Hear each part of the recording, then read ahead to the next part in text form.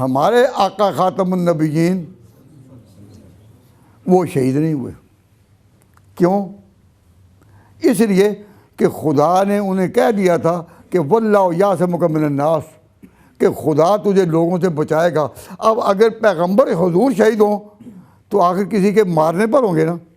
تو جب اسے ظاہری طور پر مارا تو خدا کا وہ وعدہ کہاں گیا کہ میں تجھے بچاؤں گا، واللہ یعصمک من الناس. اس لیے اللہ تبارک و تعالیٰ نے ان کو شہادت نہیں دی. لیکن امت میں شہیدوں کا ایک سلسلہ چلا ہے.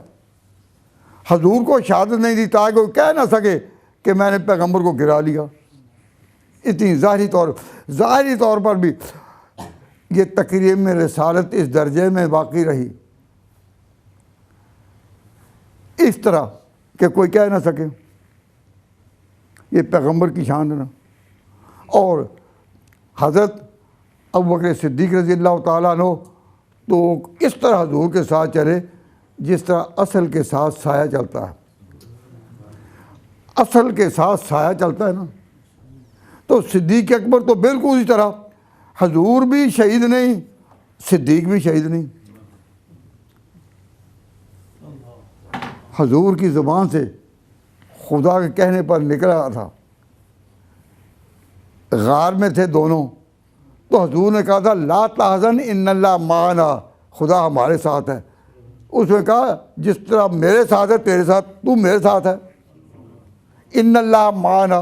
اب وہ بھی شہید نہیں اور وہ بھی شہید نہیں، لیکن اللہ تعالیٰ نے ان کو شہادت دی، دونوں کو کسی اور دے دی، مرتبہ دے دیا. لیکن اس طرح نہیں دی کہ کوئی کافر کہہ سکے میں نے گرایا. مثلا نبی پاک صلی اللہ علیہ وسلم کو ایک یہودیہ نے زہر والا گوشت جو تھا نا وہ دھوکے سے کھلا دیا، ارادہ قتل سے. تو اللہ تبارک و تعالیٰ نے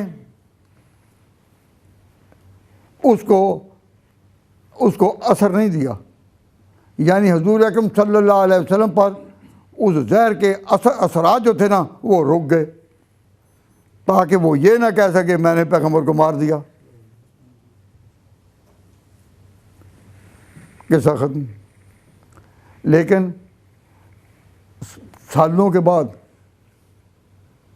جب حضور صلی اللہ علیہ وسلم آخری وقت میں بیمار ہوئے تو آپ نے فرمایا کہ عائشہ میں محسوس کر رہا ہوں کہ وہ جو یہودیہ نے مجھے زہر دیا تھا اس زہر کے اثرات اب پھر میرے بدن میں آ رہے ہیں.